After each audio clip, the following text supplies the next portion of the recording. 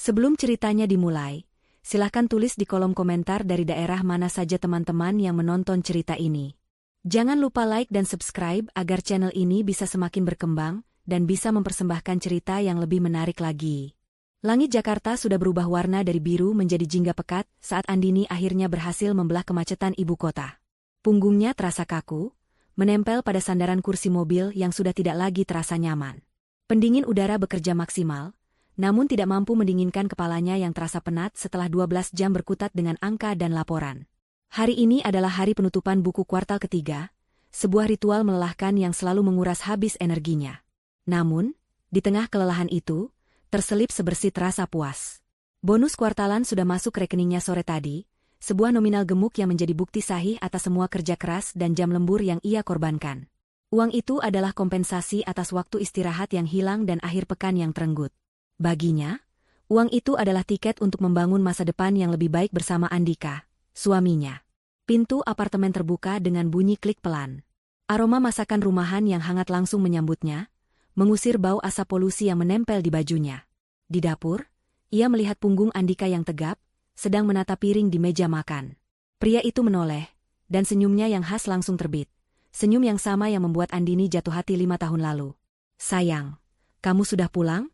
Pasti capek sekali," sapa Andika lembut. Ia menghampiri Andini, mengambil tas kerja dari tangannya, dan mengecup keningnya dengan mesra. "Mandi dulu, ganti baju yang nyaman. Aku sudah siapkan makan malam." Perlakuan sederhana itu seperti balsam yang menenangkan seluruh urat saraf Andini yang tegang. Inilah alasannya rela bekerja membanting tulang. Untuk pulang ke sebuah rumah yang hangat, kepelukan pria yang mencintainya. Setidaknya, itulah yang ia yakini. Setelah membersihkan diri dan berganti dengan daster katun yang nyaman, Andini duduk di meja makan. Di hadapannya tersaji nasi hangat, tumis kangkung, dan ayam goreng. Menu yang sangat sederhana, namun terasa begitu istimewa karena disiapkan dengan cinta. Mereka makan dalam diam yang nyaman, hanya ditemani suara denting sendok dan garpu. Andika memperhatikannya dengan saksama. "Bagaimana hari ini di kantor? Semuanya lancar?" tanyanya, memulai percakapan. "Lancar, tapi luar biasa melelahkan.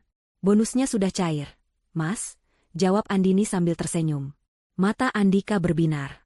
"Wah, syukurlah, sayang. Kamu memang hebat. Aku bangga sekali punya istri sepertimu. Pekerja keras, pintar, dan mandiri." Pujian itu meluncur begitu mulus dari bibir Andika, membuat pipi Andini sedikit merona.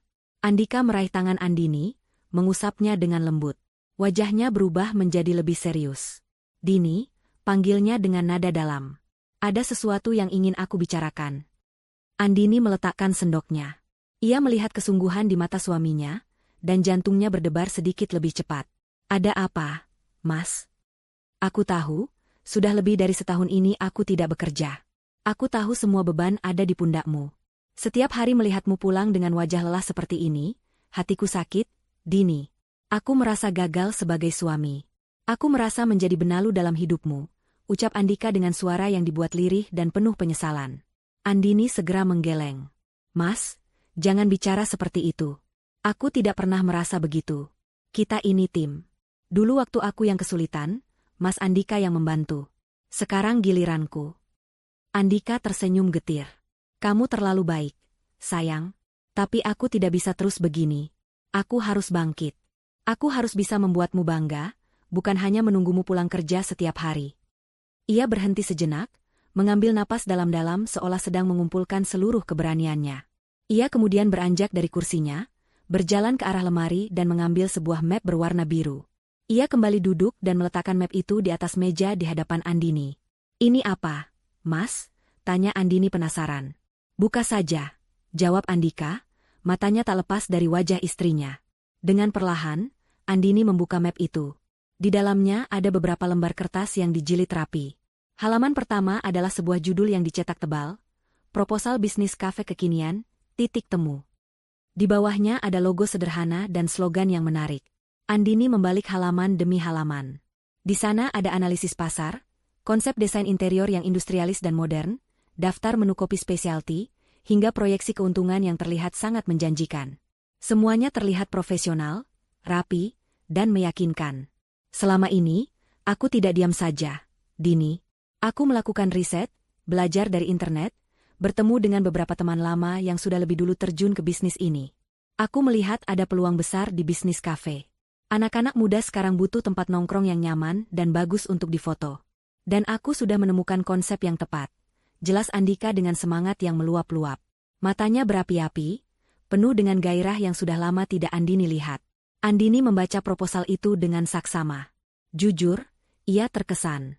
Andika yang ia kenal beberapa bulan terakhir adalah pria yang lebih banyak menghabiskan waktu di depan televisi atau bermain game di ponsel.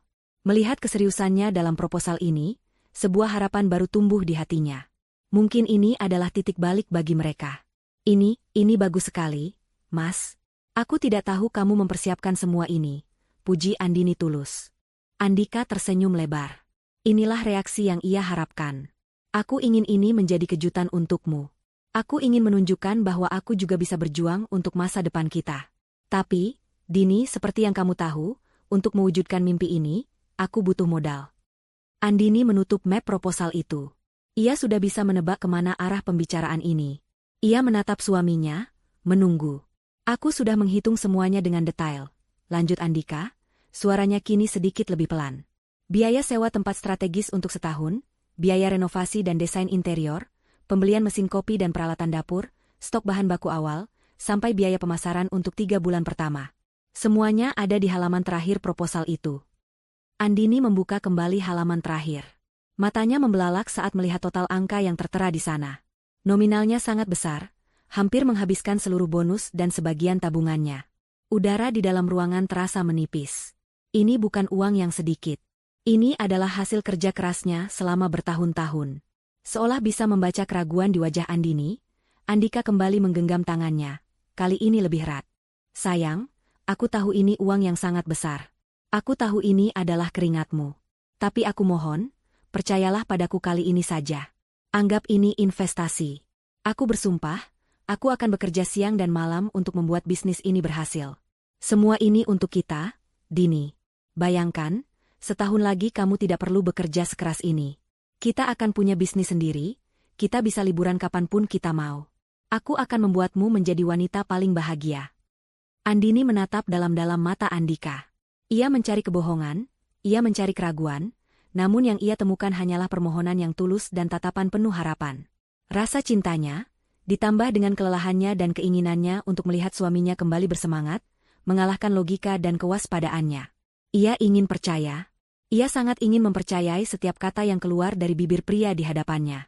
Setelah hening beberapa saat, Andini akhirnya mengangguk pelan. Baiklah, Mas. Aku akan transfer uangnya besok pagi. Wajah Andika langsung bersinar seperti matahari terbit. Ia bangkit dari kursinya, memutari meja dan memeluk Andini dengan sangat erat, mengangkat tubuh istrinya dari kursi sambil tertawa penuh kemenangan. Terima kasih, sayang. Terima kasih. Kamu tidak akan menyesal. Aku janji, aku tidak akan mengecewakanmu, serunya berulang kali. Malam itu, setelah Andika tertidur dengan senyum puas di wajahnya, Andini masih terjaga. Ia membuka aplikasi mobile banking di ponselnya. Jari jemarinya terasa berat saat mengetik nominal transfer yang fantastis itu dan menjadwalkannya untuk transaksi esok pagi. Ada sedikit rasa cemas yang mengganjal di hatinya, sebuah bisikan kecil yang mempertanyakan keputusannya. Namun, ia menepisnya jauh-jauh. Ini demi masa depan mereka. Ini demi kebahagiaan suaminya. Keesokan paginya, notifikasi transfer berhasil masuk ke ponsel mereka berdua. Andika memeluk Andini dengan erat sebelum ia bersiap-siap untuk pergi. Hari ini aku akan langsung mengurus DP sewa tempat dan bertemu dengan kontraktor. Doakan lancar ya, katanya penuh semangat.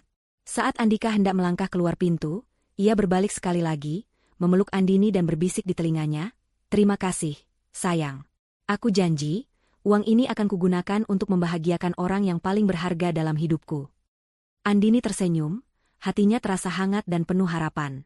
Ia membalas pelukan itu, sama sekali tidak menyadari bahwa orang berharga yang dimaksud suaminya bukanlah dirinya. 1 minggu telah berlalu sejak hari di mana Andini menyerahkan seluruh harapan dan sebagian besar isi tabungannya ke tangan Andika. Hari-hari pertama dipenuhi dengan optimisme yang meluap-luap. Andika tampak begitu bersemangat. Setiap pagi ia bangun lebih awal, mandi, dan mengenakan kemeja rapi seolah hendak pergi ke kantor sungguhan. "Aku mau bertemu vendor cat, sayang," atau Hari ini ada janji dengan desainer interior, begitu katanya. Andini pun ikut senang melihat perubahan drastis itu. Suaminya yang dulu lebih sering bermalas-malasan di sofa, kini terlihat sibuk dan punya tujuan. Namun, memasuki minggu kedua, Andini mulai merasakan ada sesuatu yang janggal. Perubahan dalam diri Andika memang nyata, tetapi bukan perubahan yang sepenuhnya ia harapkan. Pertama, ponselnya. Ponsel yang dulu sering tergeletak di mana saja, kini seolah menjadi perpanjangan tangan Andika. Benda itu tidak pernah jauh dari jangkauannya. Layarnya selalu menghadap ke bawah saat diletakkan di meja, dan sebuah kata sandi baru yang tidak Andini ketahui telah terpasang. Jika ada telepon masuk saat mereka sedang bersama, Andika akan sedikit menjauh untuk menjawabnya, bicaranya pelan dan tidak jelas, dengan alasan menjaga rahasia bisnis dari kompetitor. Kedua, penampilannya. Andika memang terlihat lebih rapi, tetapi juga lebih wangi. Parfum mahal yang dulu hanya dipakai di acara-acara khusus, kini menjadi aroma wajibnya setiap hari sebelum ia pergi survei lokasi.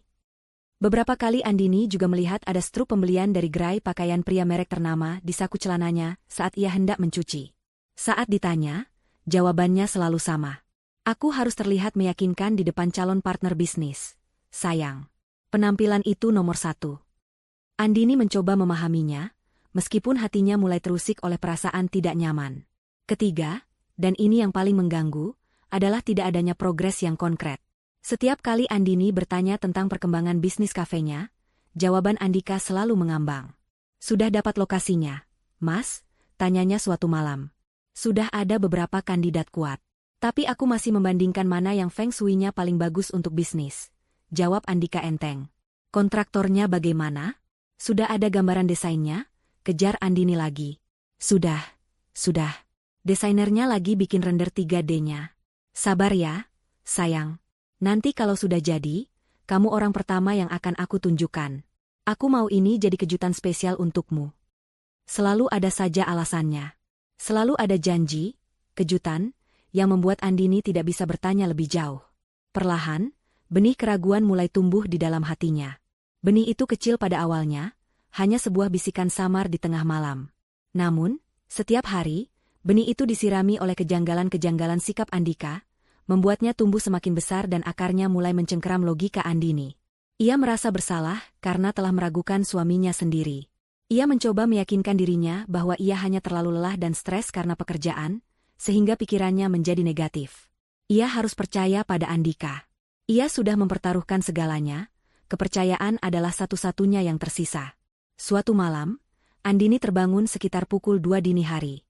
Tengkuknya terasa pegal dan tenggorokannya kering. Ia melirik ke samping. Andika tertidur pulas, napasnya teratur dan dalam. Wajah pria itu terlihat damai di bawah cahaya remang lampu tidur. Andini beranjak pelan dari tempat tidur, berusaha tidak menimbulkan suara, dan berjalan ke dapur untuk mengambil segelas air. Saat kembali ke kamar, matanya tanpa sengaja tertuju pada ponsel Andika yang tergeletak di meja nakas di samping tempat tidur. Benda itu tiba-tiba bergetar pelan dan layarnya menyala, memancarkan cahaya putih kebiruan yang menyilaukan di dalam kegelapan kamar.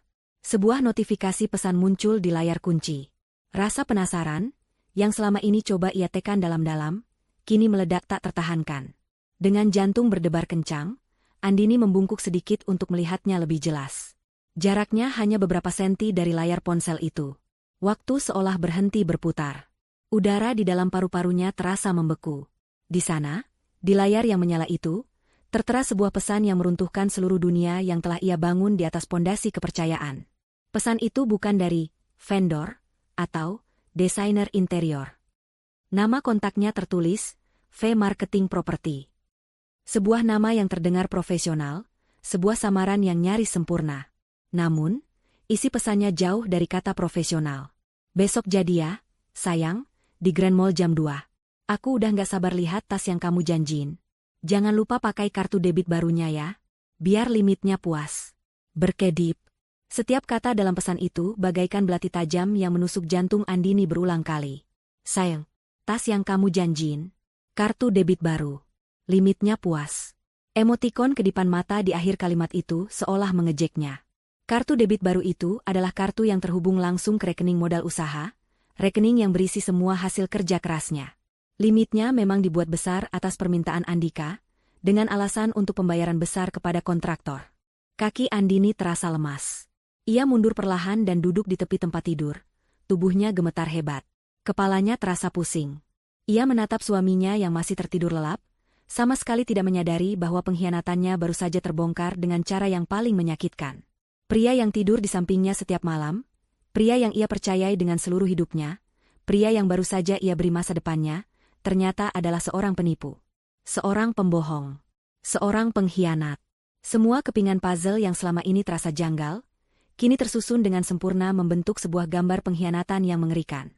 Wangi parfum yang berlebihan, struk belanja baju baru, kerahasiaan soal ponsel, dan alasan-alasan bisnis yang tidak pernah ada wujudnya. Semuanya masuk akal sekarang.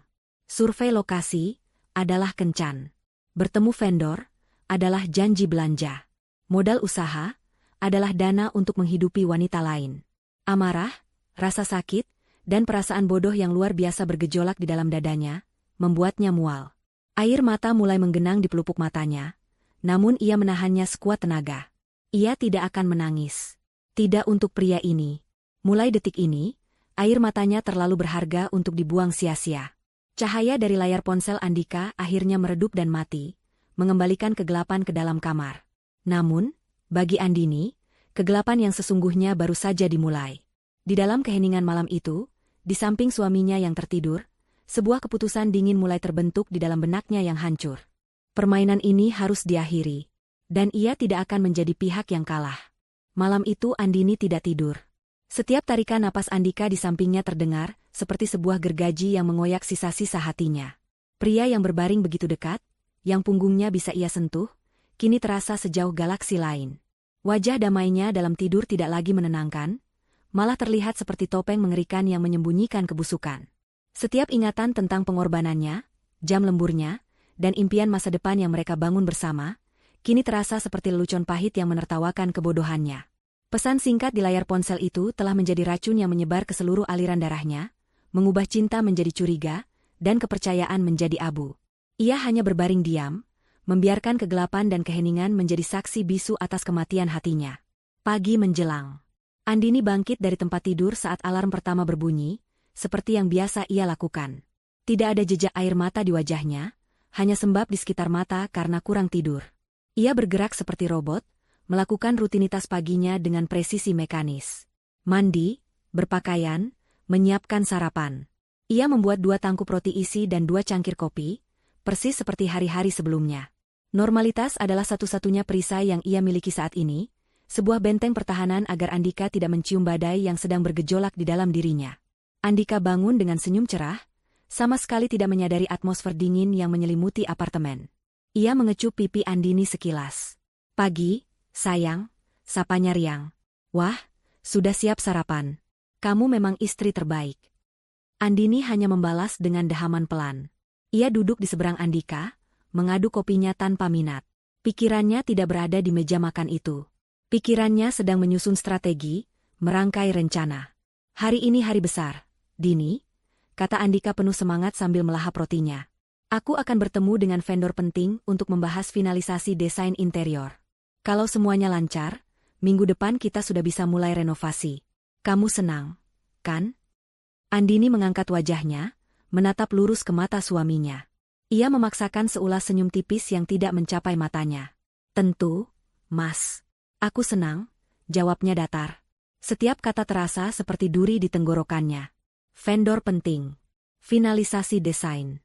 Kebohongan yang diucapkan dengan begitu lancar, tanpa sedikit pun keraguan. Ia merasa seperti sedang menonton pertunjukan teater yang buruk.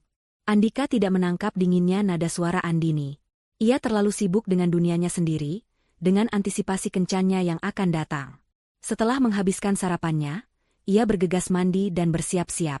Dari kamar, Andini bisa mendengar ia bersenandung kecil. Hati Andini terasa semakin ngilu. Pria itu bersenandung di atas reruntuhan pernikahan mereka. Tak lama kemudian, Andika keluar dari kamar. Ia terlihat sangat rapi.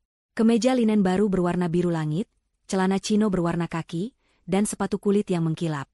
Aroma parfum mahalnya langsung memenuhi ruangan.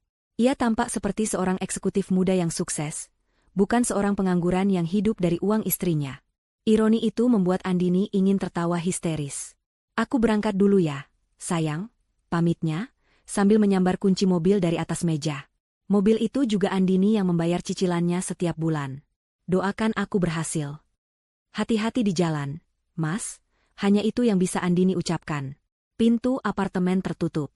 Bunyi klik dari kunci yang berputar seolah menjadi penanda dimulainya babak baru. Keheningan yang ditinggalkan Andika terasa memekakan. Andini duduk terpaku di kursi meja makan selama beberapa menit. Roti isinya masih utuh. Kopinya sudah dingin. Ia menarik napas dalam-dalam, mengembuskannya perlahan. Waktu untuk bersedih sudah habis. Sekarang adalah waktunya untuk mencari kebenaran, untuk mengumpulkan bukti, untuk mempersenjatai diri. Langkah pertamanya adalah laptopnya. Ia membukanya, jarinya sedikit gemetar saat menggerakkan kursor ke ikon aplikasi mobile banking. Jantungnya berdebar kencang, sebuah campuran antara takut dan amarah. Ia takut melihat bukti nyata dari pengkhianatan itu, namun amarah memberinya kekuatan untuk terus maju. Ia memasukkan kata sandinya dan masuk ke dalam akun rekening bersama mereka. Rekening, modal usaha, yang kini terasa seperti sebuah monumen kebodohannya. Saldo yang tertera di layar membuatnya terpana.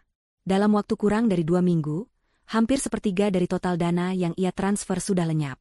Tangannya terkepal erat. Dengan napas tertahan, ia membuka riwayat transaksi. Baris demi baris catatan pengeluaran muncul di layar, dan setiap baris adalah sebuah tusukan baru di hatinya. Tanggal 15, 3 hari setelah transfer. Sebuah transaksi besar di La Bellevue Boutique, sebuah butik pakaian wanita kelas atas. Andini ingat hari itu Andika berkata ia sedang seharian penuh membandingkan harga semen dan keramik di pusat bahan bangunan. Tanggal 17. Transaksi di Eclat Jewelers.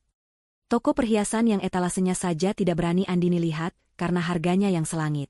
Hari itu, Andika mengaku sedang mengurus perizinan usaha di kantor wali kota yang prosedurnya berbelit-belit. Tanggal 19, 20, 21. Serangkaian transaksi di berbagai restoran mewah yang namanya hanya pernah Andini baca di majalah gaya hidup.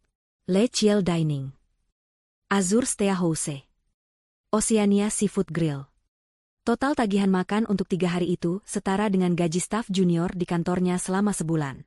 Pada hari-hari itu, Andika selalu pulang dengan wajah lelah dan bercerita tentang betapa sulitnya mencari vendor yang bisa dipercaya dan tidak bermain harga. Andini terus menggulir ke bawah, matanya memanas bukan karena air mata, tetapi karena amarah yang mendidih. Ia melihat pengeluaran untuk parfum, sepatu, dan berbagai barang pria lainnya.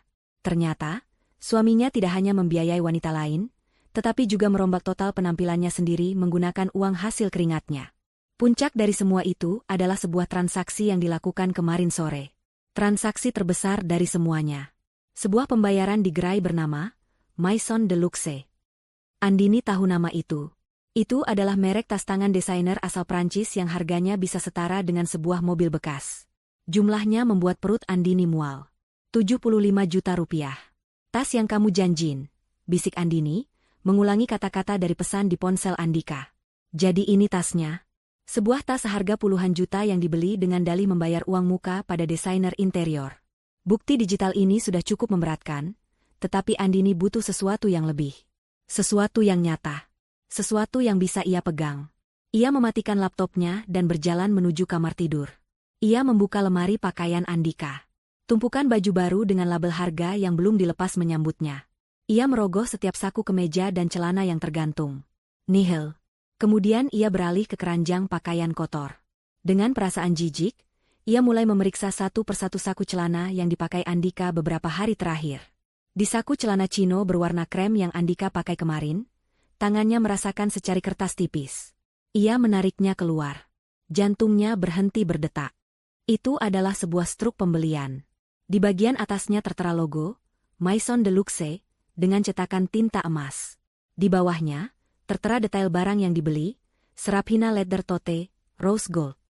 Dan di baris paling bawah, tercetak angka yang sama persis dengan yang ia lihat di riwayat transaksi, 75 juta rupiah. Tanggal dan jam pembeliannya pun tertera jelas, cocok dengan waktu saat Andika seharusnya sedang berada di pertemuan penting. Andini memegang struk itu dengan tangan gemetar. Kertas tipis itu terasa begitu berat, seolah mengandung beban dari semua kebohongan dan pengkhianatan suaminya. Inilah bukti fisik yang tak terbantahkan. Sebuah monumen kertas untuk perselingkuhan mereka. Kehancuran hatinya kini sudah lengkap dan sempurna. Rasa sakit yang tadinya membakar kini berubah menjadi sesuatu yang lain. Sesuatu yang dingin, tajam, dan sangat fokus. Tidak ada lagi keraguan. Tidak ada lagi harapan. Yang tersisa hanyalah amarah murni yang membeku menjadi sebuah tekad baja.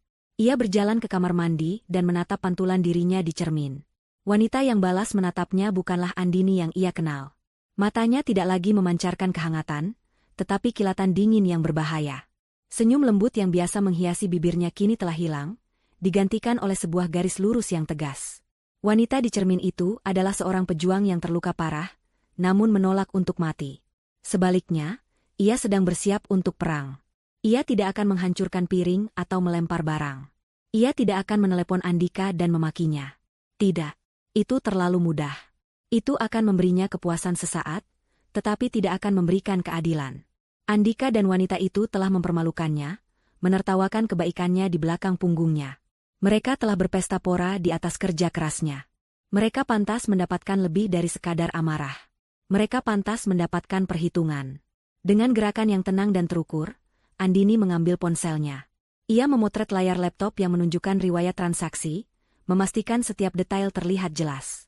Kemudian, ia melipat struk belanja dari Maison de Luxe itu dengan hati-hati dan memasukkannya ke dalam dompetnya, menyimpannya di slot tersembunyi. Itu akan menjadi kartu as miliknya. Senjata pamungkas dalam pertunjukan yang akan ia sutradarai sendiri. Pertunjukan di mana tepuk tangan penonton akan menjadi miliknya, dan para aktor utama akan dilempari tomat busuk dan diusir dari panggung dengan hina. Permainan mereka sudah selesai. Sekarang, permainan Andini yang akan dimulai.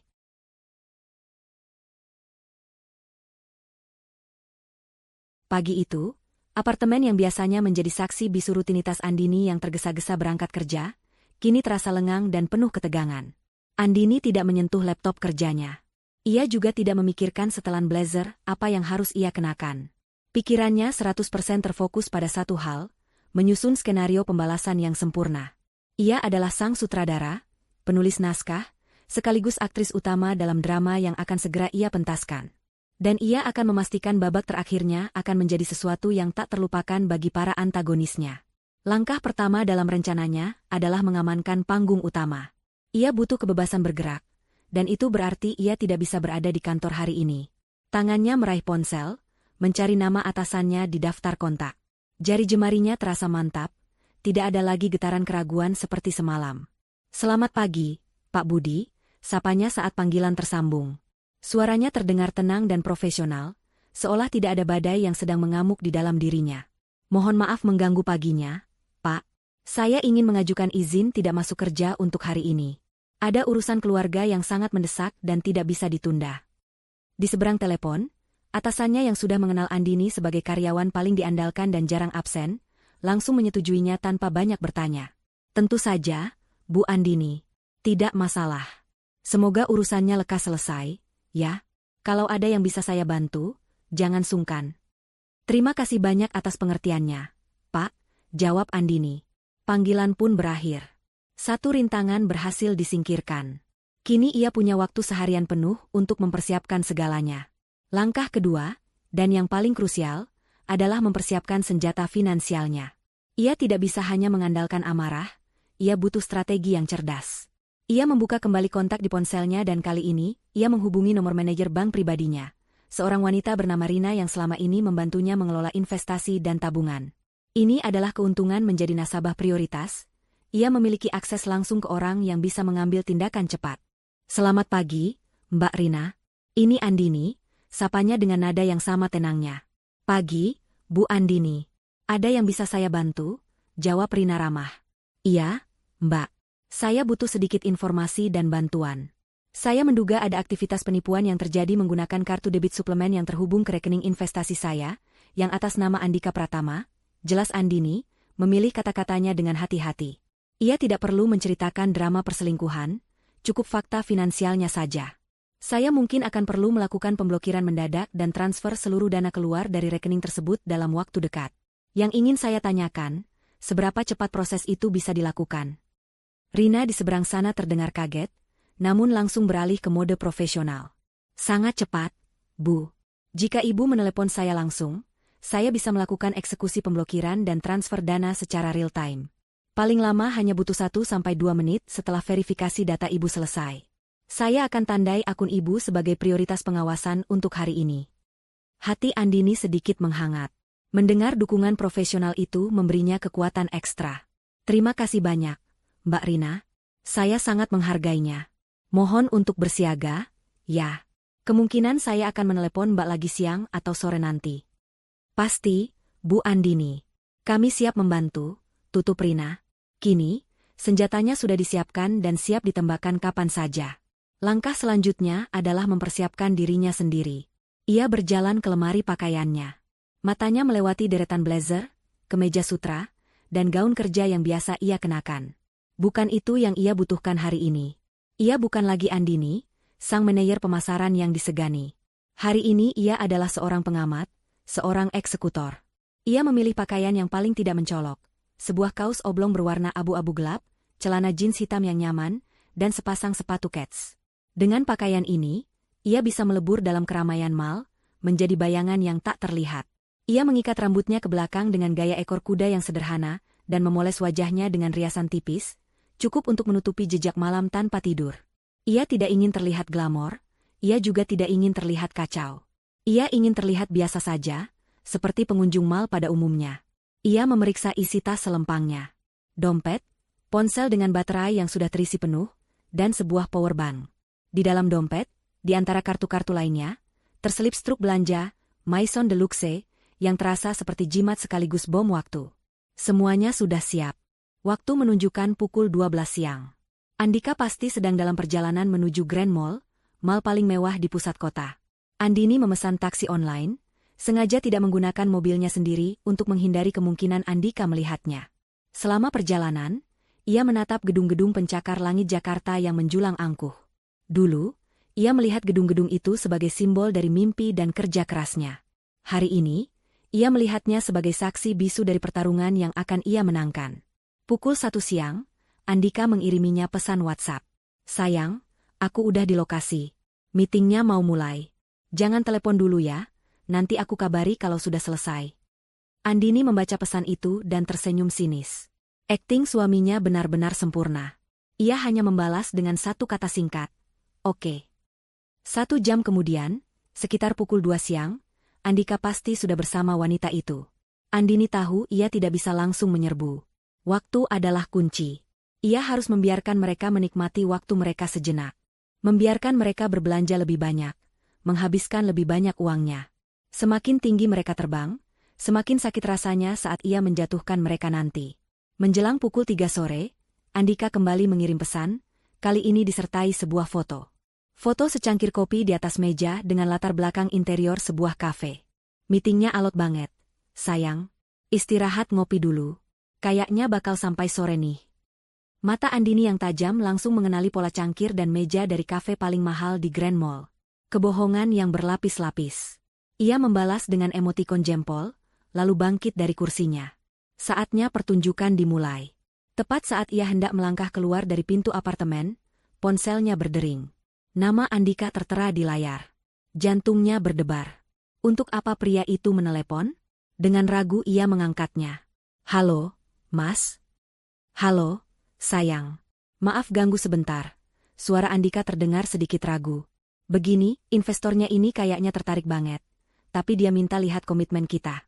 Dia mau kita langsung bayar DP ke vendor kitchen equipment hari ini juga sebagai tanda keseriusan. Aku butuh dana tunai tambahan sedikit. Bisa tolong transfer lagi? Andini terdiam. Di puncak pengkhianatannya, pria ini masih memiliki keberanian untuk meminta lebih. Keserakahan ini adalah kesalahan terbesarnya. Ini adalah bensin yang Andini butuhkan untuk membakar seluruh panggung sandiwara mereka hingga menjadi abu. Sebuah ide brilian dan kejam melintas di benaknya. Oh, begitu ya, Mas? Tentu saja. Aku akan transfer sekarang. Jawabnya dengan suara yang dibuat terdengar suportif. Wah, terima kasih banyak. Sayang, kamu memang penyelamatku. Seru Andika lega. Sama-sama, Mas, kata Andini. Dan disinilah ia melepaskan umpan terakhirnya. Dengan senyum dingin yang tak terlihat oleh Andika, ia menambahkan, semoga investornya suka ya sama hadiah yang sudah kamu siapkan. Pasti dia senang sekali. Hening sejenak di seberang telepon. Andini bisa merasakan kepanikan sesaat dari suaminya. Hadiah? Maksudmu? Tanya Andika dengan suara gagap. Proposal bisnis kita. Itu kan hadiah terbaik untuk calon investor. Jawab Andini enteng, memainkan perannya dengan sempurna. Andika tertawa, terdengar canggung dan dipaksakan. Oh, iya, tentu saja. Proposalnya. Ya sudah, aku lanjut meeting dulu ya, sayang. Nanti aku kabari lagi. Terima kasih uangnya. Panggilan ditutup. Andini menurunkan ponselnya, senyum di wajahnya kini berubah menjadi seringai kemenangan. Andika pasti sedang bingung dan sedikit panik sekarang. Umpannya telah dimakan. Ia sengaja mentransfer sejumlah uang lagi, bukan karena kebodohan, tetapi karena strategi. Ia ingin memastikan saldo di rekening itu cukup besar untuk digesek sekali lagi, sebelum ia menarik karpet dari bawah kaki mereka. Ia membuka pintu apartemen dan melangkah keluar. Udara sore yang panas menyambutnya, namun hatinya terasa sedingin es. Waktunya berburu. Grand Mall menyambut Andini dengan hembusan udara dingin yang kontras dengan panasnya jalanan Jakarta. Suara hiruk-pikuk yang teredam, alunan musik lounge yang samar, dan aroma parfum mahal yang bercampur dengan kopi panggang menyelimutinya. Ini adalah dunia yang berbeda, sebuah akuarium raksasa tempat orang-orang memamerkan status dan kekayaan. Dulu, Andini sesekali datang ke sini bersama Andika, hanya untuk cuci mata atau menonton film. Mereka akan berjalan sambil bergandengan tangan, menertawakan harga-harga fantastis di etalase, dan berakhir dengan makan di Pujasera. Melihat kemewahan itu dari balik kaca sebagai penonton adalah satu hal. Mengetahui bahwa kemewahan itu kini sedang dinikmati oleh suaminya dan wanita lain, menggunakan uang hasil kerja kerasnya, adalah hal yang sama sekali berbeda. Setiap butik desainer yang ia lewati terasa seperti sebuah tamparan. Chanel, Gucci, Louis Vuitton. Dulu itu semua hanyalah nama. Sekarang, nama-nama itu adalah kemungkinan kemana saja uangnya telah mengalir. Ia merasa seperti orang asing di tempat yang familiar, seorang penyusup di dalam pertunjukannya sendiri. Namun, ia menekan semua perasaan itu dalam-dalam. Tidak ada ruang untuk sentimen. Ia sedang dalam sebuah misi. Ia tidak langsung mencari Andika. Itu akan terlalu gegabah. Ia butuh posisi yang strategis, sebuah tempat di mana ia bisa mengamati tanpa terlihat. Atrium utama mall adalah pilihan yang paling logis. Itu adalah jantung dari Grand Mall, sebuah ruang terbuka luas dengan air mancur di tengahnya, dikelilingi oleh kafe-kafe dan butik-butik paling premium. Siapapun yang ingin pamer pasti akan melewati tempat ini. Andini naik ke lantai 2 menggunakan eskalator. Di sana, ada sebuah kedai kopi berjaringan yang letaknya sedikit menjorok ke dalam, namun memiliki beberapa meja di dekat pagar kaca yang menghadap langsung ke atrium di bawah. Tempat yang sempurna. Ia memesan sebotol air mineral, memilih meja paling sudut, dan duduk. Dari sana, ia memiliki pandangan mata elang ke seluruh lantai dasar. Ia membuka ponselnya, berpura-pura sibuk, namun matanya tak pernah lepas dari pemandangan di bawah. Ia adalah seorang pemburu yang menunggu mangsanya masuk ke dalam perangkap. Setiap menit terasa seperti 1 jam.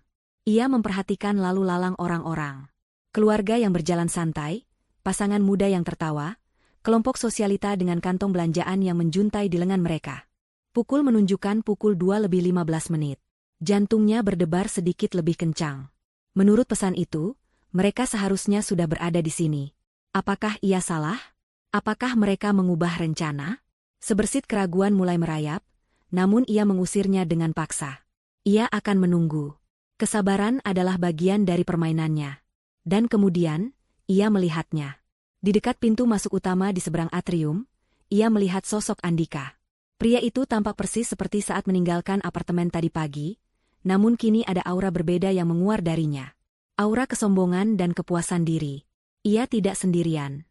Di lengannya, bergantung seorang wanita. Andini tidak perlu menebak-nebak. Itulah dia. V Marketing Property. Wanita itu, Fiona, adalah antitesis dari segala hal tentang Andini. Jika Andini lebih suka penampilan yang sederhana dan elegan, Fiona adalah sebuah parade kemewahan yang norak. Ia mengenakan gaun mini ketat berwarna merah menyala, yang sepertinya terlalu kecil beberapa ukuran. Rambutnya yang diwarnai pirang terang ditata dengan berlebihan. Wajahnya dipoles riasan tebal, dengan bulu mata palsu yang dramatis dan bibir yang disuntik filler. Di bahunya tersampir sebuah tas tangan kecil bermerek yang Andini tahu harganya, setara dengan sewa apartemen mereka selama 3 bulan. Wanita itu tampak seperti karikatur dari seorang wanita kaya baru, berusaha terlalu keras untuk menunjukkan status yang tidak ia miliki. Perut Andini terasa seperti diaduk. Jadi inikah seleranya Andika? Wanita seperti ini? Wanita yang seluruh penampilannya seolah menjerit, "Lihat aku mahal." Ironisnya, semua kemahalan itu dibayar oleh Andini. Andika dan Fiona berjalan perlahan, membiarkan semua mata tertuju pada mereka. Andika tampak menikmati peran barunya sebagai pria sukses yang menggandeng wanita cantik. Ia menunjuk ke sebuah butik dengan dagunya. Maison de Luxe. Butik tempat struk di dompet Andini berasal. Hati Andini mencelos. Jadi mereka akan kembali ke tempat kejadian perkara? Andini memperhatikan saat Andika membukakan pintu untuk Fiona dengan gaya seorang gentleman. Dari dalam tasnya, Fiona mengeluarkan sebuah kantong belanja kertas berukuran besar dari butik yang sama. Ah, jadi tas seharga 75 juta itu ada di dalam kantong itu. Andika menyerahkannya kepada seorang pramuniaga yang menyambut mereka dengan senyum familiar. Sepertinya mereka melakukan penukaran barang atau semacamnya. Namun, tak lama kemudian, pramuniaga itu kembali dengan kantong belanja yang sama, yang kini terlihat lebih penuh. Mereka keluar dari butik itu sambil tertawa. Fiona memeluk lengan Andika dengan manja. Tangan Andika kemudian menepuk pelan punggung Fiona, sebuah gestur intim yang terasa seperti belati bagi Andini. Pengkhianatan itu kini bukan lagi sekadar data transaksi atau pesan teks. Pengkhianatan itu kini memiliki wujud, suara tawa, dan sentuhan fisik. Semuanya terjadi di depan matanya. Rasa sakit yang tajam menusuk hatinya, begitu kuat hingga napasnya tercekat. Untuk sesaat, ia ingin lari dari sana, pulang ke apartemen, dan menangis sejadi-jadinya di bawah selimut. Namun, bayangan struk di dompetnya dan saldo rekeningnya yang terus terkuras memberinya kekuatan. Tidak, ia tidak akan lari. Ia akan menghadapi ini. Andika dan Fiona tidak berhenti. Mereka melanjutkan parade mereka. Andini bangkit dari kursinya, meninggalkan botol air mineralnya yang masih setengah penuh. Ia turun ke lantai dasar, menjaga jarak aman sekitar 20 meter di belakang mereka. Jantungnya berdebar kencang karena adrenalin. Ia harus berhati-hati agar tidak terlihat. Ia menggunakan pilar-pilar besar, kerumunan orang, dan rak-rak pajangan di depan toko sebagai tempatnya bersembunyi sambil terus bergerak mengikuti mereka. Tujuan mereka selanjutnya adalah sebuah toko perhiasan ternama, Eclat Jewelers. Nama yang sama dengan yang tertera di riwayat transaksinya. Andini berhenti di depan sebuah toko pakaian di seberang, berpura-pura melihat pajangan di etalase, sementara matanya mengawasi setiap gerak-gerik mereka melalui pantulan kaca. Ia melihat Fiona dengan antusias menunjuk-nunjuk ke arah sebuah etalase berisi kalung berlian. Seorang pramuniaga dengan sarung tangan putih mengeluarkan salah satu kalung dan memasangkannya di leher Fiona. Fiona mematut dirinya di cermin, tertawa genit, lalu mengecup pipi Andika. Andika tampak tersenyum bangga, lalu ia mengeluarkan dompetnya. Dompet kulit berwarna coklat itu adalah hadiah ulang tahun dari Andini 2 tahun lalu. Dan dari dompet itu, Andika mengeluarkan kartu debit berwarna hitam. Kartu suplemen yang Andini buatkan khusus untuknya. Kartu yang seharusnya digunakan untuk membayar semen dan upah tukang. Andini menyaksikan dari seberang lorong mal saat Andika menyerahkan kartu itu kepada kasir. Ia tidak bisa mendengar percakapan mereka, tetapi ia bisa melihat semuanya dengan jelas. Ia melihat kasir menggesek kartunya. Ia melihat Andika memasukkan nomor PIN. Dan ia melihat transaksi itu disetujui. Getaran singkat di sakunya mengkonfirmasi segalanya. Ia mengeluarkan ponselnya. Sebuah notifikasi SMS dari bank baru saja masuk, transaksi debit sebesar Rp42.500.000 di Eclat Jewelers telah berhasil. Andini mematikan layar ponselnya. Tangannya terasa dingin seperti es. Jadi begini rasanya, menyaksikan uang hasil kerja kerasmu, uang yang seharusnya untuk masa depanmu, berubah menjadi kalung berlian yang melingkar di leher seorang wanita selingkuhan. Rasa sakitnya sudah melewati batas, berubah menjadi kekosongan yang dingin dan hampa. Ia tidak lagi merasa marah. Ia tidak lagi merasa sedih. Ia hanya merasa kosong. Fiona keluar dari toko perhiasan itu dengan senyum kemenangan, tangannya tak henti-hentinya mengelus liontin berlian di lehernya. Ia berjalan dengan angkuh, seolah ia adalah seorang ratu. Andika berjalan di sampingnya, sang raja sehari, yang kekayaannya akan lenyap dalam sekejap mata begitu sang penyihir mencabut mantranya. Andini terus mengikuti mereka dalam diam. Ia adalah hantu dari masa lalu, masa kini, dan masa depan mereka. Hantu yang akan segera datang untuk menagih semua hutang. Parade kemewahan palsu ini sudah hampir mencapai puncaknya, dan Andini sudah siap untuk menurunkan tirainya. Parade kemewahan itu terus berlanjut, dan Andini adalah satu-satunya penonton yang mengetahui harga asli dari setiap barang yang dipamerkan. Bukan harga yang tertera di label, tetapi harga yang dibayar dengan jam lembur, rapat yang melelahkan, dan tekanan pekerjaan yang tak ada habisnya. Setiap langkah yang diambil Andika dan Fiona di atas lantai marmer Grand Mall terasa seperti injakan di atas harga dirinya. Setelah toko perhiasan, tujuan mereka selanjutnya adalah sebuah butik sepatu desainer Italia yang terkenal dengan sol merahnya yang ikonik. Andini kembali mengambil posisi di seberang, kali ini di belakang pajangan manekin sebuah toko busana pria. Dari celah antara lengan manekin, ia memiliki pandangan yang jelas ke dalam surga sepatu itu. Fiona tampak seperti anak kecil di toko permen. Ia duduk di sofa bludru empuk sementara 3 orang pramuniaga sibuk melayaninya, mengeluarkan sepatu dari kotak demi kotak. Ia mencoba sepasang stiletto setinggi 12 cm yang dihiasi kristal berkilauan. Ia berjalan mondar-mandir di depan cermin, mengagumi kakinya sendiri. Andika duduk di sampingnya, tampak sedikit bosan, namun berusaha tersenyum setiap kali Fiona meminta pendapatnya. "Bagus nggak, sayang?" tanya Fiona dengan suara manja yang dibuat-buat. Andika hanya mengangguk. "Bagus. Kamu pakai apa saja bagus. Aku mau yang ini. Sama yang itu juga deh, yang boots kulit," putus Fiona tanpa ragu. Andini di seberang sana hanya bisa menggelengkan kepalanya dengan getir. 2 pasang sepatu itu, ia memperkirakan, harganya setara dengan biaya sewa apartemen mereka selama 6 bulan. Ia melihat adegan yang sama terulang kembali. Dompet hadiah darinya. Kartu debit miliknya. Gesekan mesin EDC. Dan beberapa detik kemudian, getaran notifikasi di sakunya. Kali ini, saldonya terkuras lagi sebesar 30 juta rupiah. Rasanya sudah seperti rutinitas yang menyakitkan. Ia sudah tidak lagi merasakan tusukan tajam seperti saat pertama kali. Kini rasanya lebih seperti sakit tumpul yang menyebar. Ia mulai melihat sisi absurd dari semua ini. Ia bekerja mati-matian agar bisa membayar tagihan dan menabung. Sementara suaminya menggunakan tabungan itu untuk membeli sepatu bagi wanita yang bahkan tidak bisa berjalan dengan benar menggunakan sepatu hak tinggi. Ini bukan lagi sebuah tragedi, ini adalah sebuah komedi gelap. Dan ia memutuskan, ia akan menjadi orang yang tertawa paling akhir.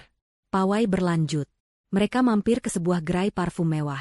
Fiona mencoba beberapa aroma, menyemprotkannya ke udara dan ke pergelangan tangannya, lalu menyodorkannya ke hidung Andika untuk meminta persetujuan. Akhirnya, ia memilih 2 botol besar, dan tentu saja, kartu debit Andini kembali bekerja. Notifikasi lain masuk. 1,5 juta rupiah melayang untuk membeli cairan wangi. Setiap transaksi baru yang masuk ke ponsel Andini tidak lagi terasa seperti sebuah serangan, melainkan sebuah amunisi. Ia dengan tenang membuka galeri fotonya, dan mulai mengambil tangkapan layar dari setiap notifikasi SMS yang masuk. Bukti-bukti itu menumpuk, digital dan tak terbantahkan. Ia sedang membangun sebuah kasus, bukan untuk pengadilan hukum, tetapi untuk pengadilan massa. Akhirnya, setelah hampir 2 jam berbelanja tanpa henti, Andika dan Fiona tampak lelah. Tangan mereka penuh dengan kantong belanja dari berbagai merek ternama.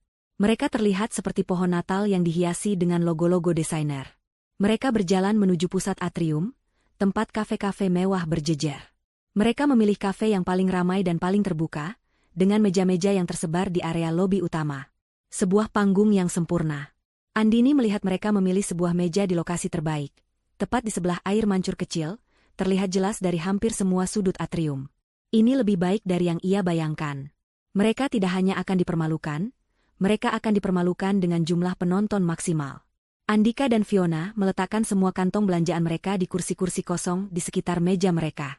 Tumpukan tas kertas itu terlihat seperti sebuah barikade kemewahan, sebuah monumen yang dibangun di atas kebohongan.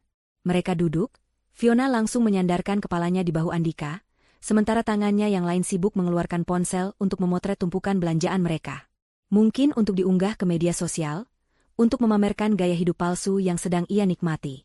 Seorang pelayan datang, dan Andini, yang kini sudah duduk di sebuah bangku umum tidak jauh dari sana, bisa mendengar pesanan mereka. "Saya mau iced karamel macchiato dengan susu almond," kata Fiona. "Dan untuk makanannya, salmon croissant." Andika memesan kopi yang lebih mahal. "Kopi luwak 1," katanya dengan angkuh, seolah memesan kopi termahal di dunia adalah hal yang biasa ia lakukan. Andini hampir tertawa. Kopi luwak. Pria yang bahkan tidak bisa membedakan Robusta dan Arabica itu kini memesan kopi luwak.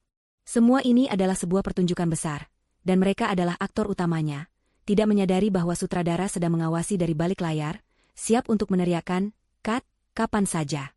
Ia memperhatikan mereka bercengkerama sambil menunggu pesanan datang. Mereka tertawa, berbisik, dan sesekali Andika mengecup puncak kepala Fiona. Mereka tampak seperti pasangan bahagia yang sempurna, yang sedang merayakan hari yang indah. Gelembung kebahagiaan mereka tampak begitu berkilau dan indah, dan Andini merasa seperti memegang sebuah jarum raksasa, siap untuk meletuskannya. Rasa sakit di hatinya kini telah mengkristal menjadi sesuatu yang lain. Sesuatu yang solid, dingin, dan berat. Itu adalah sebuah resolusi. Ia melihat tumpukan kantong belanja itu. Tas Maison de Luxe, perhiasan Eclat Jewelers, sepatu bersol merah, parfum mahal. Semuanya dibeli dengan uangnya. Itu bukan hanya sekadar parade kemewahan mereka. Itu adalah parade uangnya. Pawai dari setiap tetes keringatnya. Pesanan mereka tiba. Kopi dan croissant yang tampak lezat tersaji di atas meja. Fiona segera mengambil foto lagi, menata cangkir dan piring sedemikian rupa agar semua merek belanjaannya masuk ke dalam bingkai. Setelah sesi foto selesai, mereka mulai menikmati hidangan mereka. Inilah saatnya. Panggung sudah siap. Para aktor sudah berada di tempatnya. Para penonton, pengunjung mal yang lalu lalang, sudah ada. Semua properti pendukung, tumpukan belanjaan itu, telah tertata dengan apik. Andini berdiri dari bangkunya. Ia merapikan kaosnya dan melangkah maju. Setiap langkah terasa mantap dan disengaja. Tidak ada keraguan, tidak ada rasa takut. Yang ada hanyalah keheningan dingin di dalam hatinya yang siap meledak menjadi badai. Ia berjalan melintasi lantai marmer, semakin dekat dan semakin dekat ke meja itu, ke pusat panggung sandiwara mereka. Langkahnya tidak tergesa-gesa, seperti seorang ratu yang berjalan untuk merebut kembali tahtanya. Pertunjukan akan segera berakhir. Dan ia yang akan menulis akhir ceritanya. Langkah-langkah Andini di atas lantai marmer yang dingin tidak menghasilkan suara yang berarti. Namun bagi Andika dan Fiona, kedatangannya terasa seperti gempa bumi senyap yang mengguncang fondasi meja mereka. Andini berhenti tepat di samping meja mereka, tubuhnya yang mungil namun tegap membentuk bayangan di atas piring salmon croissant milik Fiona yang baru dimakan setengah.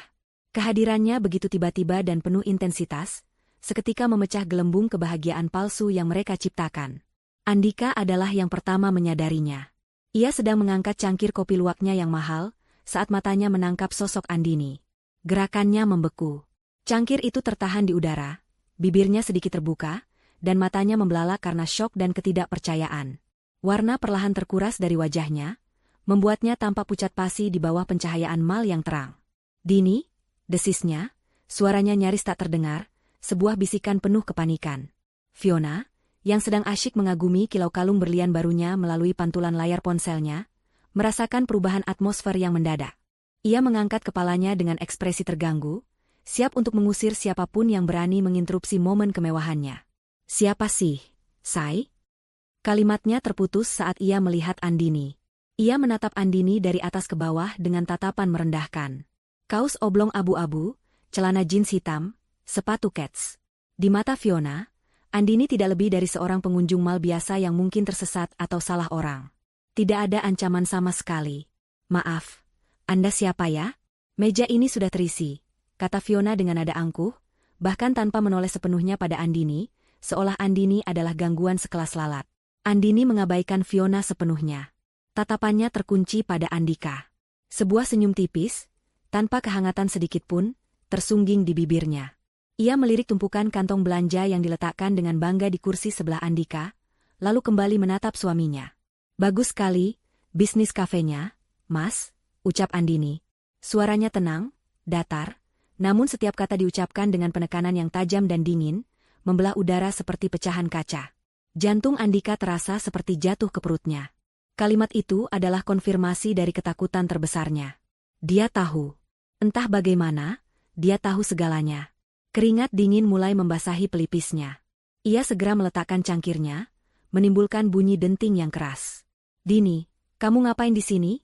tanyanya, berusaha menjaga suaranya agar tetap rendah, sambil melirik panik ke meja-meja di sekitar mereka yang mulai menoleh penasaran. "Ini bukan tempat yang pas untuk bicara. Nanti kita selesaikan di rumah, ya?" Ia mencoba meraih lengan Andini, berusaha menariknya menjauh dari sana, berusaha memadamkan api sebelum meledak. Andini menarik lengannya dengan sentakan cepat, menepis tangan Andika seolah tangan itu adalah sesuatu yang menjijikan. "Lepas," desisnya. "Tidak ada lagi yang perlu dibicarakan di rumah.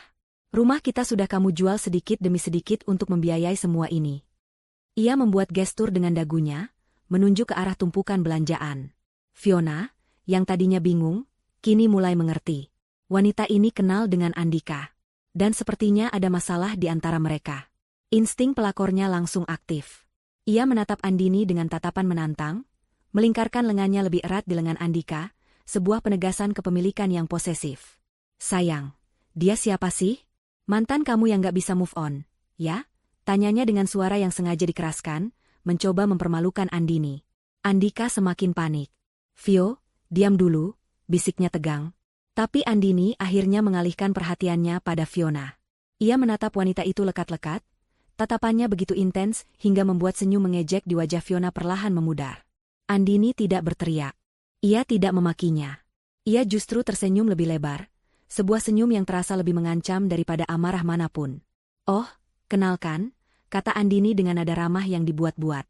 Saya Andini. Saya adalah sponsor utama dari seluruh penampilanmu hari ini. Ia berhenti sejenak, membiarkan kata-katanya meresap. Tas Maison de Luxe yang kamu tenteng itu? Uang saya. Kalung berlian dari Eclat Jewelers yang melingkar di lehermu? Uang saya juga. Sepatu sol merah yang ada di dalam kantong itu? Jangan khawatir, itu juga dari uang saya. Setiap kalimat diucapkan dengan jeda yang terukur, memberikan efek seperti tamparan verbal yang bertubi-tubi. Wajah Fiona berubah dari angkuh menjadi bingung, lalu menjadi merah padam karena malu. Ia menatap Andika, mencari jawaban. Sayang, apa maksud wanita gila ini? Dini, cukup, bentak Andika, kini suaranya meninggi, menarik lebih banyak perhatian dari pengunjung mal. Beberapa orang di meja terdekat sudah terang-terangan berhenti makan dan menonton drama yang tersaji gratis di hadapan mereka. Cukup, balas Andini, suaranya kini ikut meninggi, tidak lagi peduli pada tatapan orang-orang. Kamu pikir cukup setelah kamu menipuku? Setelah kamu mengambil semua hasil kerja kerasku, uang yang aku kumpulkan untuk masa depan kita, dan menghamburkannya untuk perempuan ini. Ia menunjuk Fiona dengan jarinya. Perempuan yang bahkan tidak tahu kalau pria sukses, di sampingnya ini sebenarnya adalah seorang pengangguran yang tidak punya apa-apa. Pernyataan terakhir itu adalah sebuah bom. Wajah Fiona langsung pucat.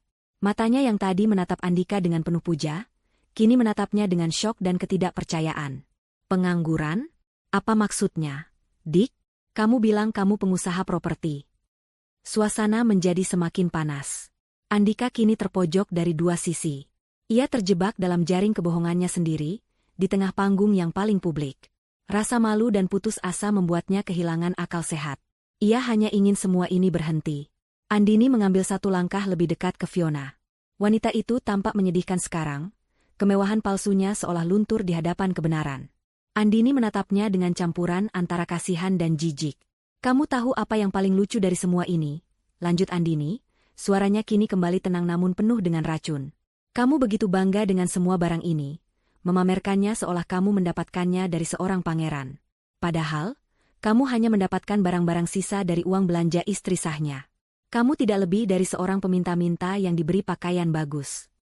Kalimat itu adalah penghinaan pamungkas. Andini telah merobek fasad kemewahan Fiona, menunjukkan kebenaran yang menyedihkan di baliknya. Fiona, yang harga dirinya dibangun di atas materi dan penampilan, tidak bisa menerima kenyataan itu. Andini membalikkan badannya, seolah hendak pergi, namun ia berhenti dan menoleh ke belakang untuk memberikan serangan terakhirnya. Ia menatap lurus ke mata Fiona yang kini mulai berkaca-kaca karena marah dan malu. Dengan suara yang jelas dan terdengar oleh semua orang di sekitar mereka, Andini mengucapkan kalimat yang akan menyegel takdir mereka semua. Dasar pelakor miskin murahan. Hening. Kata-kata itu menggantung di udara, tajam dan brutal. Wajah Fiona berubah menjadi topeng kemarahan yang mengerikan. Andika terlihat seperti orang yang baru saja melihat hantu. Dan semua orang yang menonton menahan napas, menunggu apa yang akan terjadi selanjutnya. Tirai telah terbuka sepenuhnya, dan babak paling dramatis akan segera dimulai. 3 kata yang diucapkan Andini, dasar pelakor miskin murahan, berfungsi seperti percikan api yang menyambar genangan bensin. Hening yang sempat menyelimuti atrium kafe pecah seketika. Fiona, yang seluruh harga dirinya baru saja diinjak-injak hingga hancur di depan umum, melompat dari kursinya. Wajahnya yang tadi pucat kini merah padam karena amarah yang tak terkendali. Riasan tebalnya tidak mampu menyembunyikan kebencian yang terpancar dari matanya. Jaga mulut kamu ya, perempuan gila. Jeritnya, suaranya melengking dan pecah, menarik perhatian dari seluruh penjuru atrium. Orang-orang yang tadinya hanya melirik, kini berhenti total dari aktivitas mereka. Beberapa bahkan mulai mengeluarkan ponsel dari saku mereka, seolah tidak ingin ketinggalan satu detik pun dari drama yang semakin memanas ini. Kamu siapa berani menghina aku? Kamu cuma iri karena Andika lebih memilih aku daripada perempuan kucel kayak kamu. Fiona kemudian berbalik ke arah Andika, menuntut pembelaan. Tangannya menunjuk-nunjuk ke arah Andini dengan gemetar. Sayang, kamu dengarkan dia bilang apa? Kamu tega aku dihina sampai kayak gini? Kamu laki-laki kan? Lakuin sesuatu dong. Bela aku, rengeknya dengan nada manja yang kini terdengar histeris. Andika berdiri terjebak di antara dua neraka. Di satu sisi, ada Andini, istrinya, sumber keuangannya, yang menatapnya dengan mata sedingin es yang seolah bisa melihat sampai ke dasar jiwanya yang paling pengecut. Di sisi lain, ada Fiona, simbol dari egonya, wanita yang membuatnya merasa menjadi pria sejati, yang kini menuntutnya untuk membuktikan kejantanannya itu. Otaknya tidak bisa berpikir jernih. Rasa malu, kepanikan, dan tekanan dari Fiona membuatnya berada di titik didih. Ia harus melakukan sesuatu. Ia harus menunjukkan siapa yang berkuasa, setidaknya di depan Fiona. Ia memutar badannya menghadap Andini. Aku bilang cukup, Dini. Geramnya, wajahnya mengeras. Kamu sudah keterlaluan. Kamu datang ke sini, membuat keributan, dan mempermalukan aku. Andini menatapnya tanpa gentar. Aku mempermalukan kamu? Atau aku hanya mengatakan kebenaran yang terlalu memalukan untuk kamu dengar? Balasnya dengan tenang, kontras dengan teriakan histeris Fiona. Ketenangan Andini justru semakin memprovokasi Andika. Ia merasa tidak dihargai, merasa diremehkan di depan selingkuhannya. Pulang sekarang, Andini.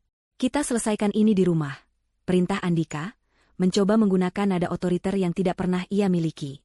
Tidak ada lagi, kita, jawab Andini tegas. Dan aku tidak akan pulang sebelum aku menyelesaikan urusanku di sini. Tekanan dari rengekan Fiona, sayang, cepetan lakuin sesuatu. Dan perlawanan dingin dari Andini membuat sebuah sekring putus di dalam kepala Andika. Dalam satu momen yang didorong oleh kebodohan, ego, dan kepanikan yang luar biasa, ia mengangkat tangannya. Ia tidak berpikir. Ia hanya bereaksi. Ia ingin membungkam mulut Andini, ingin menghapus senyum sinis dari wajah istrinya, ingin terlihat kuat di mata Fiona. Plah! Sebuah suara tamparan yang keras dan tajam bergema di seluruh atrium. Suara itu begitu mengejutkan, begitu gamblang, hingga berhasil membungkam semua suara lainnya. Musik kafe yang mengalun, obrolan pengunjung, bahkan suara gemericik air mancur seolah berhenti seketika. Semua aktivitas membeku. Kepala Andini terpelanting ke samping karena kerasnya tamparan itu. Beberapa helai rambutnya terlepas dari ikatan ekor kudanya, jatuh menutupi sebagian wajahnya. Waktu seolah berjalan lambat. Ia bisa merasakan sensasi panas dan perih yang menjalar di pipi kirinya. Ia bisa mendengar napasnya sendiri yang tercekat di tenggorokan. Dan yang paling jelas, ia bisa merasakan ratusan pasang mata tertuju padanya. Seluruh atrium dilanda keheningan yang canggung dan berat. Para pengunjung di meja sekitar menatap dengan mulut ternganga. Para pelayan berhenti di tengah langkah mereka. Petugas keamanan di kejauhan mulai bergerak mendekat, menyadari ada keributan serius. Ponsel-ponsel yang tadinya hanya dipegang, kini sudah dalam posisi merekam. Kilatan lampu flash mulai terlihat di sana-sini. Andika sendiri tampak sama terkejutnya dengan orang lain. Ia menatap telapak tangannya yang baru saja ia gunakan untuk menampar istrinya, seolah tangan itu milik orang lain. Matanya membelalak ngeri saat menyadari apa yang baru saja ia lakukan. Di depan ratusan orang. Di tengah mal paling mewah di kota. Ia baru saja melakukan kekerasan terhadap istrinya. Kepanikan yang lebih besar, yang jauh lebih dingin daripada sebelumnya, mulai merayapinya. Dini, aku tidak bermaksud. Ucapnya terbata-bata. Namun, reaksi Andini bukanlah yang diharapkan oleh siapapun. Ia tidak menangis. Ia tidak menjerit. Ia tidak membalas dengan tamparan atau makian. Dengan gerakan yang sangat pelan dan terkontrol, ia mengangkat tangannya, bukan untuk memegang pipinya yang sakit, tetapi untuk menyelipkan helai rambut yang berantakan ke belakang telinganya. Lalu, ia memutar kepalanya kembali untuk menghadap Andika. Pipi kirinya kini memerah, sebuah bekas telapak tangan tercetak dengan jelas di kulitnya yang putih. Tapi matanya tidak menunjukkan rasa sakit atau takut. Matanya justru berkilat dengan cahaya kemenangan yang aneh dan mengerikan. Dan kemudian, ia melakukan sesuatu yang membuat darah di dalam tubuh Andika terasa membeku. Ia tersenyum. Bukan senyum hangat yang biasa Andika lihat. Ini adalah senyum sinis, dingin, dan penuh perhitungan. Sebuah senyum yang sama sekali tidak mencapai matanya. Senyum seorang pemain catur yang baru saja melihat lawannya melakukan langkah bunuh diri yang fatal. Ia membiarkan senyum itu terpasang di wajahnya selama beberapa detik. Membiarkan semua orang melihatnya, melihat bekas tamparan di pipinya, dan melihat senyum kemenangannya. Ia melirik sekilas ke sekelilingnya, matanya menyapu kerumunan orang dan lensa-lensa kamera ponsel yang tertuju pada mereka. Ia mengumpulkan semua saksi matanya. Akhirnya, ia kembali menatap lurus ke mata Andika yang kini dipenuhi penyesalan dan ketakutan. Dengan suara yang pelan namun terdengar jelas di tengah keheningan itu, ia berucap, "Terima kasih." Andika mengerutkan keningnya, tidak mengerti. "Sekarang," lanjut Andini, senyumnya sedikit melebar, "semua orang di sini jadi saksi." Kalimat itu bukan sebuah keluhan. Itu adalah sebuah pernyataan. Sebuah ancaman. Andini tidak sedang berperan sebagai korban. Ia baru saja mengumumkan bahwa Andika telah memberinya senjata paling kuat dari semuanya. Status korban kekerasan domestik dengan ratusan saksi mata dan bukti video yang tak terbantahkan. Permainan catur ini sudah selesai. Andika baru saja melakukan skakmat terhadap rajanya sendiri. Dan Andini, sang ratu, siap untuk mengambil alih seluruh papan permainan. Tentu, saya akan melanjutkan ceritanya ke babak akhir yang paling menentukan. Bab 9, Hari Perhitungan. Tamparan itu adalah sebuah kesalahan perhitungan yang fatal, sebuah blunder yang akan menghantui Andika selamanya. Di dalam arena publik Grand Mall, di bawah tatapan puluhan pasang mata dan sorotan lensa kamera, ia tidak hanya menampar istrinya, ia baru saja menyerahkan seluruh kendali permainan kepadanya. Kata-kata Andini, "Sekarang semua orang di sini jadi saksi," menggema di dalam keheningan yang mencekam, bukan sebagai keluhan seorang korban, melainkan sebagai deklarasi kemenangan seorang ahli strategi. Wajah Andika yang tadinya merah, karena amarah kini berubah menjadi pucat pasi karena ketakutan. Ia menatap bekas tamparan di pipi Andini, lalu ke sekelilingnya, dan ia melihatnya. Ia melihat tatapan menghakimi dari para penonton. Ia melihat ponsel-ponsel yang teracung seperti senjata. Ia mendengar bisikan-bisikan yang mulai merayap di udara. "KDRT, kasar banget, laporin polisi aja." Realita dari perbuatannya menghantamnya seperti gelombang pasang. Ia telah melewati batas yang tidak bisa ditarik kembali. "Dini, ayo kita pulang. Aku mohon," bisiknya, suaranya bergetar. Ia mencoba meraih tangan Andini lagi, kali ini dengan gestur memohon, bukan memerintah. Namun, Andini bergerak mundur selangkah, menjaga jarak. Ia sama sekali tidak menggubris permohonan Andika. Senyum dingin di wajahnya masih belum luntur. Dengan gerakan yang tenang dan disengaja, seolah dunia di sekelilingnya tidak ada, ia merogoh tas lempangnya dan mengeluarkan ponselnya. Seluruh mata di atrium itu kini tertuju pada benda persegi panjang di tangannya. Apa yang akan ia lakukan? Menelepon polisi? Menelepon pengacara? Andini membuka daftar kontaknya. Ia tidak perlu mencari lama. Jari telunjuknya berhenti pada satu nama, Rina, ban prioritas. Ia menekan tombol panggil dan mengaktifkan mode pengeras suara. Nada sambung yang terdengar dari ponselnya, seolah menjadi musik pengiring dari sebuah eksekusi. "Selamat siang, dengan Rina di sini. Ada yang bisa saya bantu, Bu Andini?" Suara ramah dari seberang telepon terdengar begitu jelas di tengah keheningan. Andika dan Fiona menatap ponsel itu dengan tatapan tidak mengerti. Fiona, yang tadinya sempat terdiam karena syok melihat Andika menampar Andini, kini kembali menemukan suaranya. "Mau ngapain kamu telepon Ban? Mau ngadu? Mau minta dikasihanin?" cibirnya, mencoba merebut kembali sedikit harga dirinya. Andini mengabaikannya. Matanya tetap tertuju pada Andika, memastikan suaminya itu tidak melewatkan satu detik pun dari kehancurannya yang akan datang. "Siang, Mbak Rina," jawab Andini. Suaranya sengaja ia keraskan, nadanya formal dan tegas. "Saya, Andini Wulandari, pemilik rekening utama dengan nomor sekian-sekian-sekian. Saya ingin melaporkan adanya aktivitas penipuan dan penyalahgunaan kartu oleh pemegang kartu suplemen atas nama Andika Pratama." Jantung Andika serasa berhenti berdetak. "Dini, apa yang kamu lakukan?" serunya panik, mencoba merebut ponsel itu dari tangan Andini. Namun, dua orang petugas keamanan mal yang sedari tadi mengamati dari kejauhan, kini sudah tiba di samping mereka. "Pak, mohon untuk tenang. Jangan membuat keributan lebih lanjut," kata salah satu petugas dengan tegas, tubuhnya yang tegap menjadi penghalang antara Andika dan Andini. Andika membeku. Ia kini tak berdaya. "Baik, Bu Andini, laporan ibu saya catat," jawab Rina di telepon, suaranya kini terdengar lebih serius. Tindakan apa yang perlu kami lakukan? Disinilah Andini memberikan perintah eksekusinya. Pertama, katanya, matanya tak lepas dari wajah Andika yang semakin pucat. Saya minta blokir permanen kartu debit atas nama Andika Pratama. Blokir sekarang juga. Detik ini juga. Kartu itu sudah tidak berlaku untuk transaksi apapun. Baik, Bu. Sedang kami proses. Ya, kartu sudah berhasil diblokir secara permanen. Konfirmasi Rina dalam hitungan detik. Wajah Andika tampak kosong. Kartu di dompetnya kini tidak lebih dari sepotong plastik tak berguna. Kedua, lanjut Andini, suaranya semakin dingin. Saya minta transfer seluruh saldo yang tersisa di rekening gabungan tersebut ke rekening pribadi saya dengan nomor sekian-sekian-sekian. Pindahkan semuanya, jangan sisakan 1 rupiah pun. Lakukan sekarang juga. Dini, jangan, teriak Andika putus asa. Itu uang modal kita. Uang bisnis kita. Bisnis apa? Balas Andini tajam. Bisnis membelikan tas dan berlian untuk perempuan ini. Di seberang telepon, Rina kembali memberikan konfirmasi dengan cepat.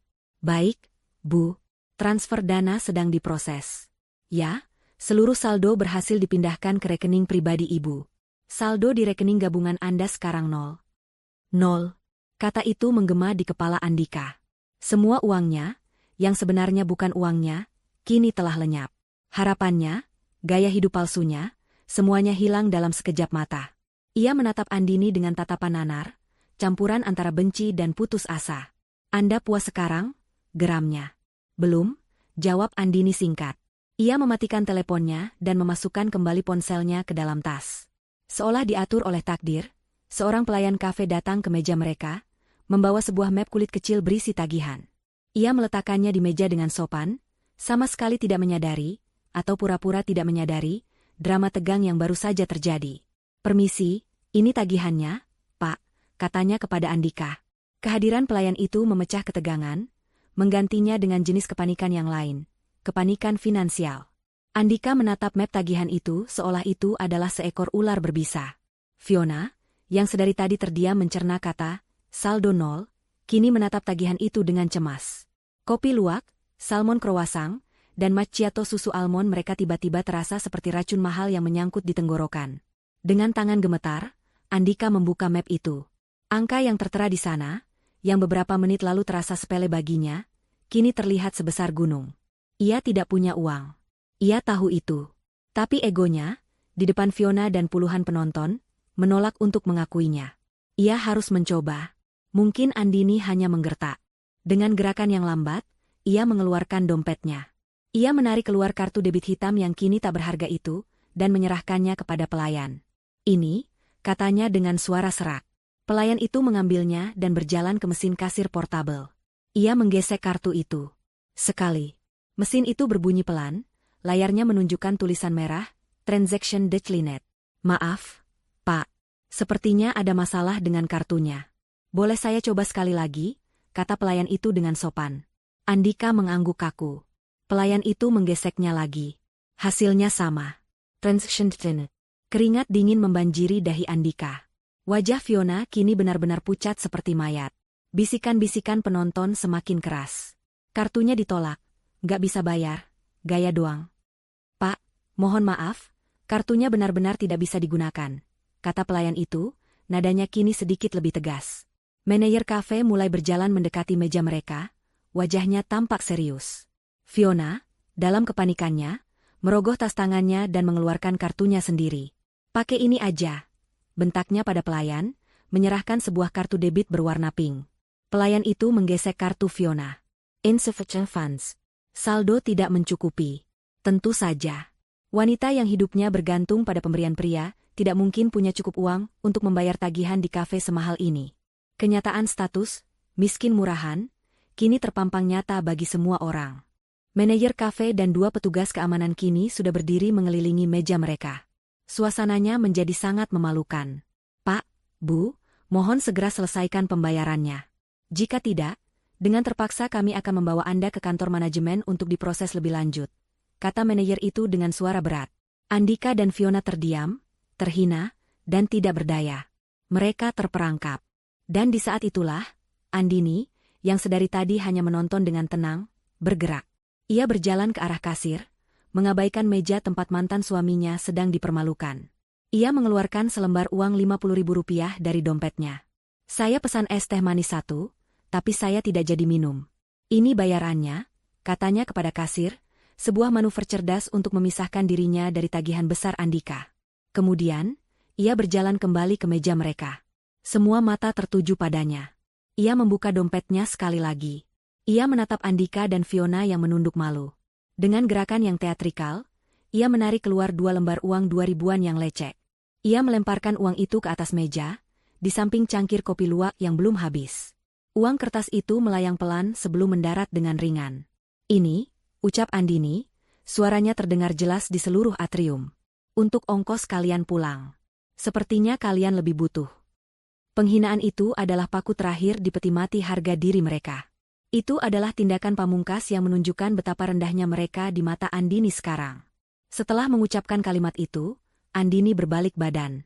Ia berjalan meninggalkan panggung kehancuran itu, tanpa menoleh ke belakang sedikitpun. Ia bisa mendengar suara manajer yang semakin keras, suara Fiona yang mulai menangis histeris, dan suara Andika yang memohon dengan lirih. Ia juga bisa mendengar bisikan dan tawa tertahan dari para penonton. Saat ia berjalan menuju pintu keluar, ia mendengar petugas keamanan berkata, "Mari, Pak, Bu, ikut kami ke kantor." Ia tahu mereka akan digiring keluar seperti pencuri, mungkin setelah meninggalkan KTP atau barang berharga sebagai jaminan. Tapi itu bukan lagi urusannya. Ia melangkah keluar dari pintu mal, kembali ke panasnya udara Jakarta. Namun, kali ini panas itu terasa berbeda. Terasa seperti kehangatan dari sebuah fajar yang baru. Ia menarik napas dalam-dalam, merasakan kebebasan yang sudah lama tidak ia rasakan. Pertunjukan sudah selesai. Dan ia adalah satu-satunya pemenang. 6 bulan berlalu bagai angin. Musim hujan telah berganti dengan kemarau yang kering. Dan seiring dengan perubahan cuaca, kehidupan Andini pun telah bertransformasi total. Kata cerai, yang dulu terdengar menakutkan, kini menjadi sinonim dari kata merdeka. Proses perceraiannya berjalan mulus tanpa hambatan. Andika, dengan bukti video kekerasan dan penipuan finansial yang tersebar luas, tidak memiliki kekuatan untuk melawan. Ia hanya bisa pasrah menandatangani surat-surat yang mengakhiri pernikahan mereka, tanpa mendapatkan 1 sen pun dari harta bersama yang sebenarnya adalah harta Andini. Andini menjual apartemen yang penuh dengan kenangan pahit itu. Ia menggunakan uangnya untuk membeli sebuah unit kondominium yang lebih kecil namun jauh lebih mewah di pusat distrik bisnis, dengan jendela-jendela besar yang menyajikan pemandangan kerlip lampu kota di malam hari. Itu adalah istananya, tempat perlindungannya, sebuah simbol dari hidup baru yang ia bangun sendiri, untuk dirinya sendiri. Di kantor, reputasinya justru semakin meroket. Entah bagaimana, kisah tentang keberaniannya menghadapi perselingkuhan suaminya dengan cara yang begitu cerdas dan tegas menyebar dari mulut ke mulut, membuatnya dihormati tidak hanya sebagai seorang profesional yang kompeten, tetapi juga sebagai wanita yang kuat. Ia dipromosikan menjadi kepala departemen pemasaran, sebuah posisi yang memberinya lebih banyak tantangan sekaligus kepuasan. Wajahnya yang dulu sering dihiasi gurat kelelahan, kini tampak lebih segar dan bersinar. Lingkaran hitam di bawah matanya telah hilang, digantikan oleh kilatan percaya diri dan kebahagiaan. Ia kembali menemukan hobinya yang lama terlupakan, melukis, yoga di akhir pekan, dan menghabiskan waktu berkualitas bersama sahabat-sahabatnya. Ia adalah versi terbaik dari dirinya sendiri, versi yang sempat hilang saat ia berusaha menopang beban seorang pria yang tidak pantas mendapatkannya. Suatu Sabtu siang yang cerah, Andini duduk di sebuah restoran Italia yang nyaman di kawasan selatan Jakarta, menikmati makan siangnya bersama Rina, manajer bank yang telah menjadi teman baiknya sejak insiden di mal itu. Mereka tertawa sambil mengenang kembali hari yang dramatis itu. "Aku masih tidak percaya kamu bisa setenang itu, Din. Kalau aku jadi kamu, mungkin aku sudah menjambak rambut perempuan itu," kata Rina sambil terkekeh. Andini tersenyum. Amarah hanya akan memberinya kepuasan. Rin. Melihat mereka kehilangan segalanya secara perlahan, itu jauh lebih memuaskan. Saat itulah, dari jendela restoran yang menghadap ke trotoar jalan yang ramai, pandangan Andini menangkap sebuah pemandangan yang membuatnya berhenti tersenyum. Di seberang jalan, di dekat sebuah halte bus yang panas dan berdebu, berdiri 2 sosok yang familiar namun sekaligus asing. Itu adalah Andika dan Fiona. Namun, mereka adalah versi yang sangat berbeda dari pasangan glamor yang ia lihat di mal 6 bulan lalu. Andika mengenakan kaos oblong yang warnanya sudah pudar dan sedikit kotor, dipadukan dengan celana jeans usang. Rambutnya yang dulu selalu tertata rapi kini tampak berminyak dan acak-acakan.